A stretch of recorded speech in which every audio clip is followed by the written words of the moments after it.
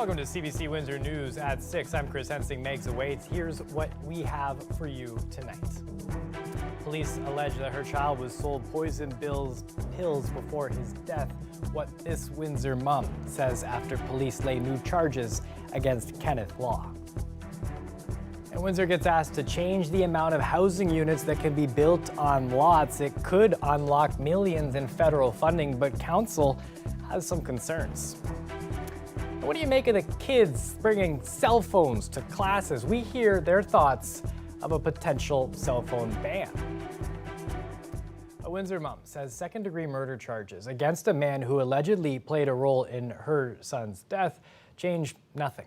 This week, Kenneth Law of Mississauga was charged with 14 counts of second-degree murder. That's in addition to the 14 counts of counseling or aiding suicide that he was already facing. Police say that he sold people sodium nitrate. It's a preservative that can be used for self-harm. Kim Prosser's 19-year-old son is one of the alleged victims. He died by suicide in March. This Christmas will be her first without him. I think for me, whatever they found in the investigation, to include the new charges of second-degree murder, changes nothing for me. People understand that Ashton was a really incredible human. We are coming around the corner of my first Christmas ever without him, and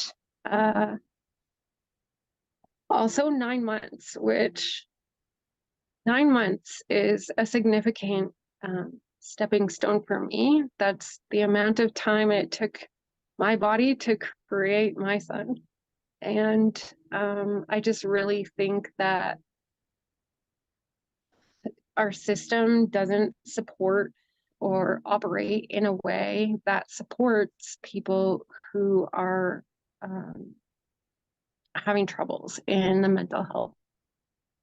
And unfortunately, he didn't have an environment or resources to meet and support his needs. And I hope that we really look at the bigger picture. We have more of her story and what she wants to see happen next on our website at cbc.ca/Windsor. In housing news, the federal government wants Windsor to resubmit a grant application that could unlock millions of dollars to build housing units. In an urgent meeting of council this afternoon to meet a deadline that city staff suggests is closing in quick, council voted to keep their application as is, and that puts the whole thing in jeopardy. Housing, housing, housing, and more housing. This city, once known as the cheapest city to find a home in Canada, is watching house prices skyrocket and rent rise rapidly. Ottawa is offering council $40 million to help build housing, but it comes with a cost and what the feds call exclusionary zoning. The federal government and the provincial government, and quite honestly, probably every municipality in Canada has recognized that we are in a housing crisis. And I think this is their challenge to municipalities, although not really giving them the choice to take bold action. This is part of the Housing Acceleration Fund. Windsor has already put an application forward saying it will reduce red tape and incentivize developers. The city will do that by making it easier to build apartments in certain neighborhoods by updating the city official plan and zoning bylaws, like allowing townhomes, duplexes, and semi-detached houses in places previously zoned for single detached homes. Staff are also reviewing neighborhoods to see which ones could support medium or high density housing options. And on affordable housing, the city plans on offering financial incentives to developers and prepare city-owned land for affordable housing developments that they might allow with fewer parking spots. But the clock is ticking on this federal program. City staff say more cities want money than there is to go around. Windsor's application currently under review. If approved, it comes with base funding in the millions. But there's one more thing that needs to happen or the city won't get that money. Right now, any lot on this map in a bright yellow area can have 3 units under current provincial legislation. There's no public consultation to build those units, just a building permit. The federal government wants the city to expand on the province's rules and allow 4 units per lot. Staff don't believe there will be a frantic push to build, but warn it will stress the system. You'll see it concentrated in areas where there's the natural demand. So areas around the university, for example, and we don't know how far that will extend. And that maybe has significant impacts on the services around there that require investment or upgrade. In the 5 years since Windsor has allowed 3 units on lots, they've granted approximately 200 permits. The city's first application to the province said 4 units would be fine, but only in certain parts of the city. But the federal government wouldn't budge, wanting it citywide. Everyone that's received the grant, Calgary, London, and Mississauga, have all agreed to those federal requirements. Today, council voted against that change in a 7-2 vote. Our residents are going to go crazy if they start seeing a fourplex built next to them in an area where they purposely bought because of the neighborhood, the quality of life, all of the other characteristics, that every neighborhood in Windsor has. This is a drastic, dramatic change. The town of Tecumseh is getting just over $2 million from the province to help pay for infrastructure projects. These dollars here are going to be utilized to replace water main on Centennial in Woodbridge area, which is a substantive project, about close to $4 million that we'll be reinvesting in that end of town, and continuing to put Oldcastle on full municipal services as well. The money comes from a fund to help small, rural, and northern communities. MPP Andrew Dowie says Tecumseh's sound financial management helped secure the funding. It is a formula based on a couple of functions. One, obviously the population, but also the state of the assets and the financial management of the municipality. You want to support those that are doing a good job at reinvesting in their assets, and Tecumseh has been doing a great job with that. An excavation crew in Colchester discovered human remains that police say could have been there for 100 years. The OPP say workers were digging at a residential property yesterday afternoon when they made the discovery. After a forensic anthropologist examined the remains, police say that they are historical. The OPP no longer investigating the remains as a criminal matter. The health units that serve Chatham, Kent, and Lambton County say they're in talks to possibly merge. Chatham Kent Public Health and Lambton Public Health sent out a joint statement today saying that they're looking at a voluntary merger. The move could create one large health unit that stretches from Lake Erie to Lake Huron. All of this talk comes after the province said in August that it would offer one-time money and support for any public health agencies that decide to merge. The health units say looking into it is the responsible thing to do, especially since the area already shares services, including school boards. These types of voluntary mergers need to be done by January of 2025 in order to qualify for the one-time funding. A downtown Windsor charitable tradition is coming to an end. McHale Holdings says that he is no longer going to do the holiday turkey giveaway, that this was the company's last.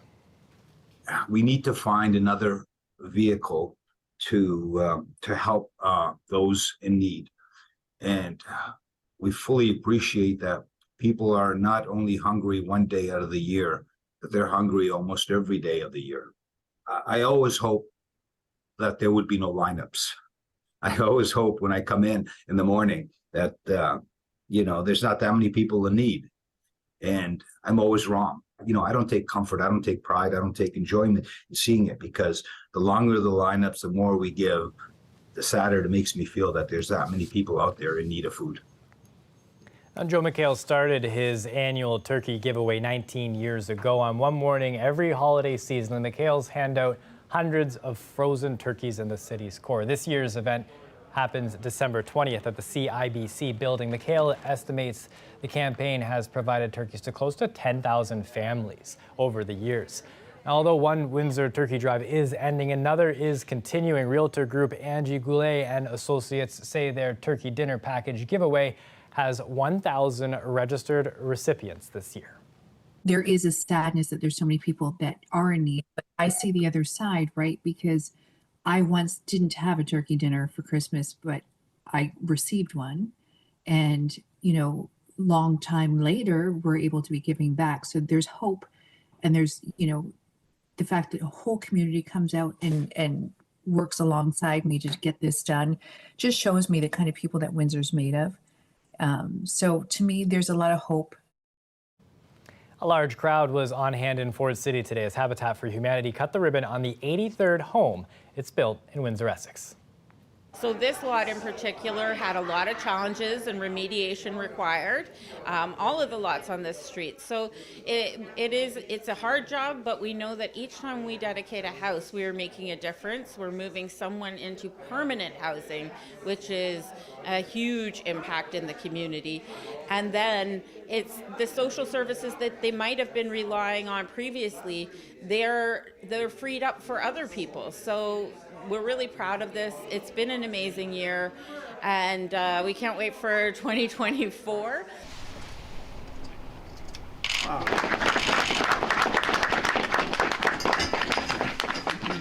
Now, this house is the third home that the local nonprofit dedicated on the same block this year.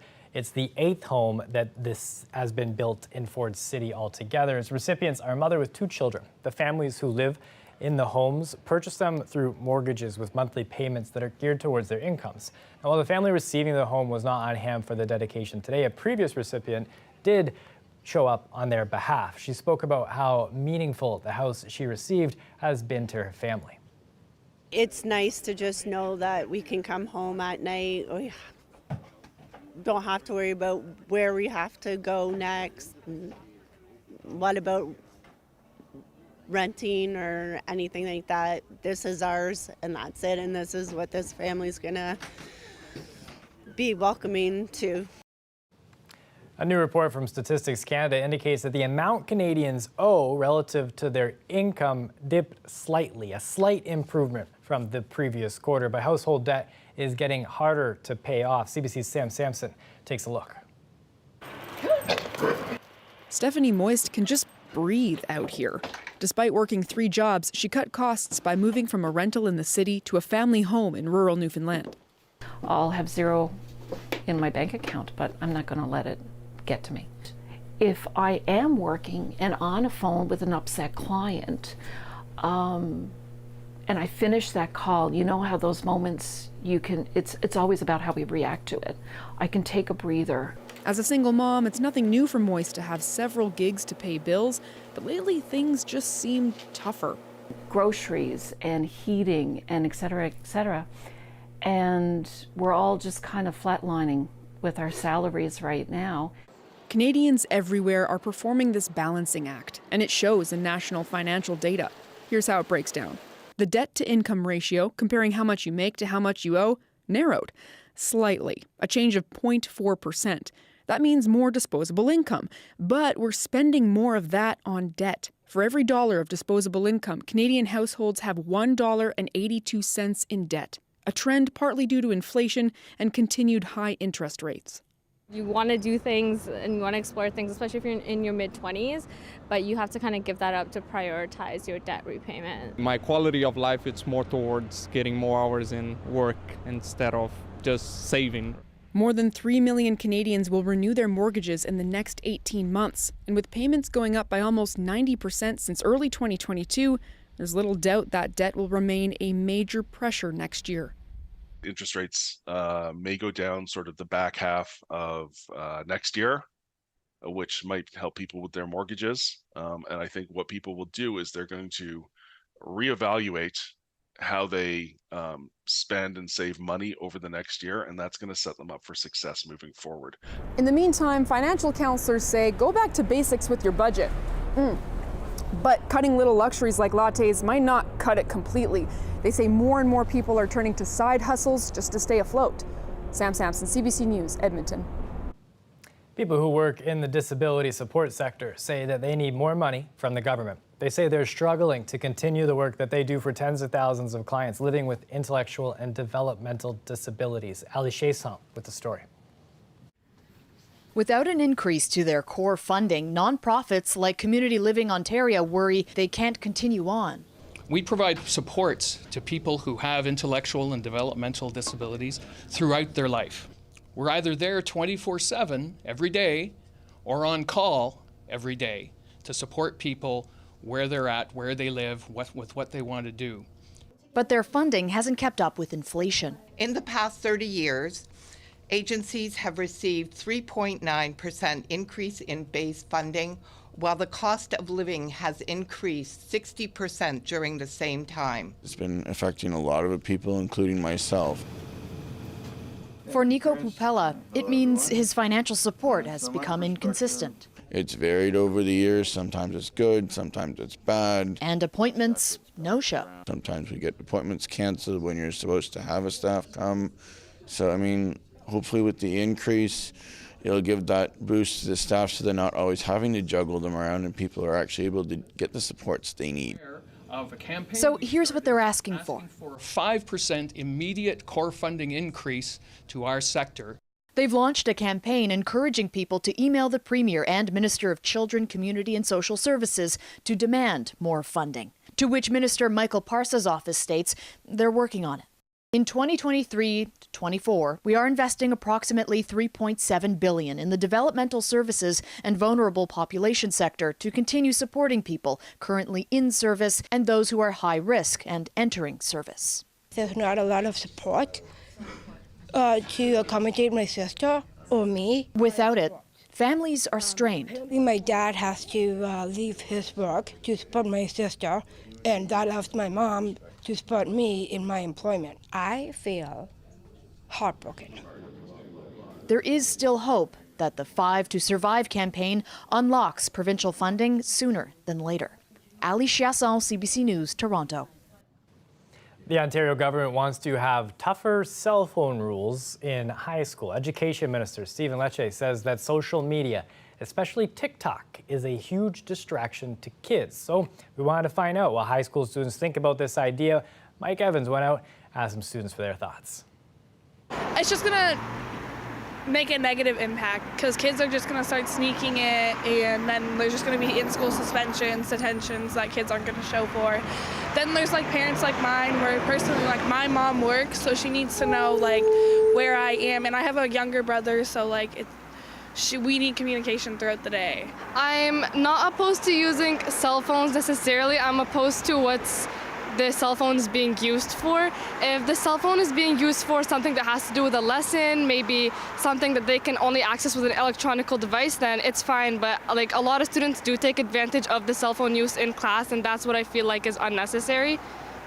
What are some of the things you've seen? You talk about people using for the wrong reasons, taking advantage of the usage. What are some of the things you see? Well, I mean, I do this too, but I use social media, maybe text my friends, watch videos, scroll down online, and it's just really distracting from the class. And so it's like the control that's starting to be taken over this is like important. We take a live look outside now. Another snow-free evening here in Windsor. I feel like it's going to last for a while. Victor was telling us that we got sunny days, beautiful one today. We take a look at the full forecast after the break.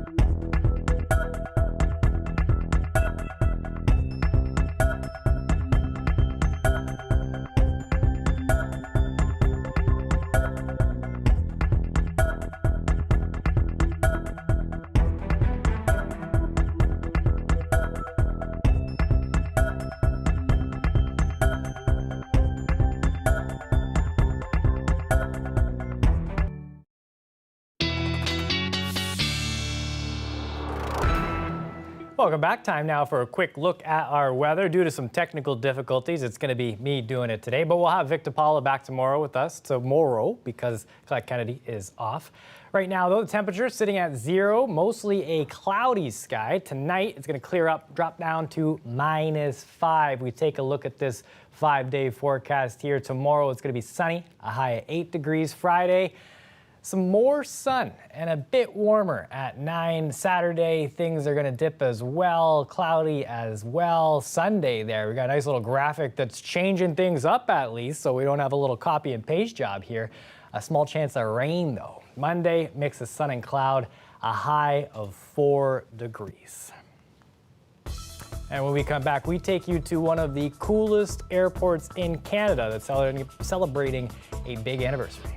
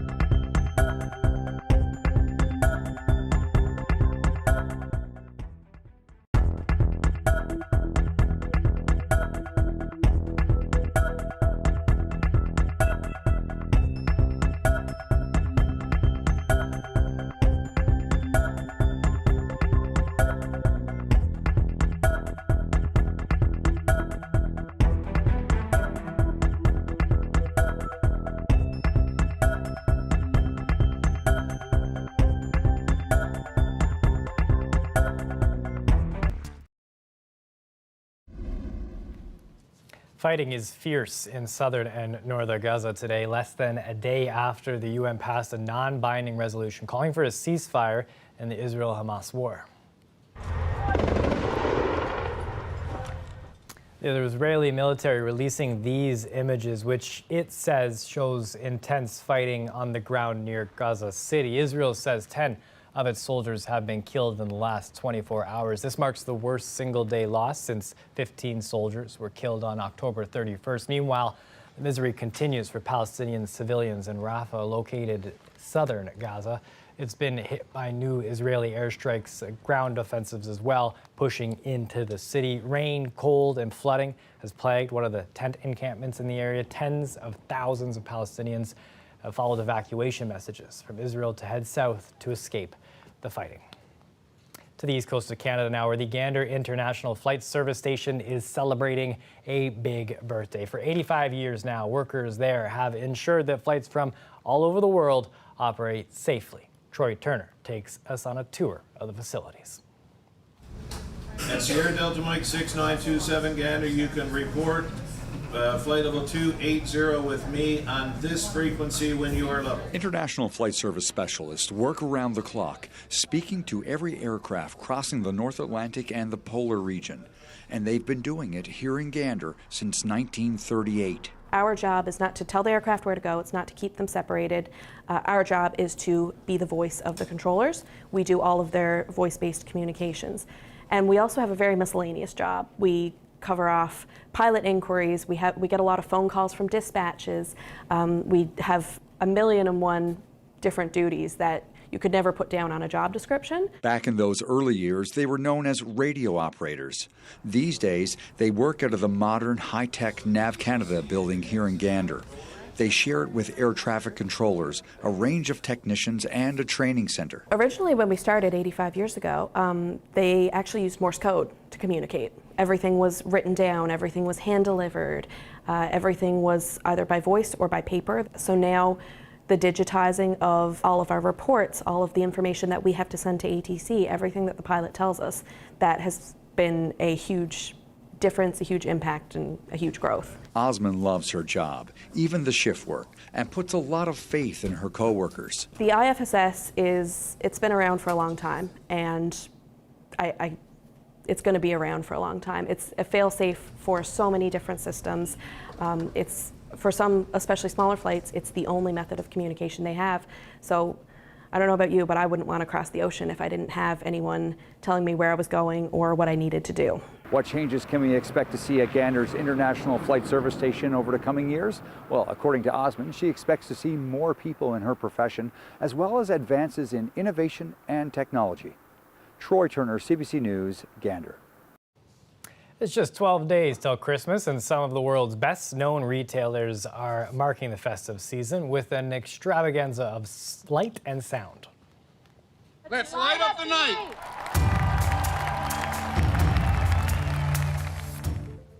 Saks Fifth Avenue has teamed up with Dior to present a Carousel of Dreams.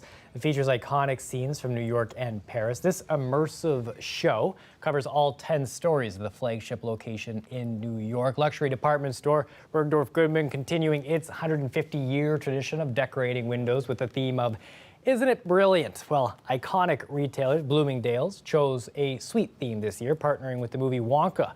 Macy's continuing its interactive displays as well there. And this is something where it invites people to sing and to take pictures and to have joy. The store's theme this year is Give Love. That's it for CBC Windsor News. Don't forget, for news anytime, you can go to our website, cbc.ca/Windsor. You can download our CBC News app for stories that matter most to you. And don't forget to watch The National tonight on CBC News Network. That starts at 9-10 p.m. on our news app, on CBC TV, and streaming on CBC Gem and CBC Explore. That is it for us. Thanks for watching. Have yourself a wonderful evening.